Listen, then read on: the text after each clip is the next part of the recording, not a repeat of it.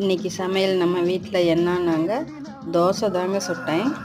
தோசை சுட்டு அதுக்கு குழம்பு வந்து பருப்பு சாம்பார் வச்சேன்.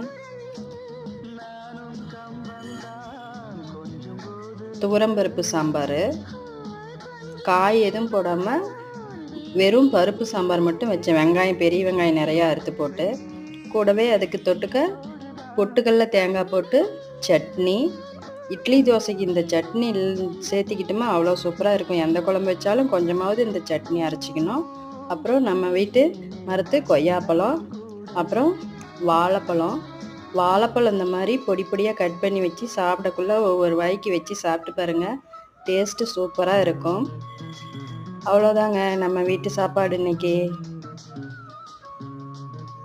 வீடியோ பிடிச்சிருந்தா அப்படியே நம்ம சேனலை சப்ஸ்கிரைப் பண்ணுங்கள். நன்றி.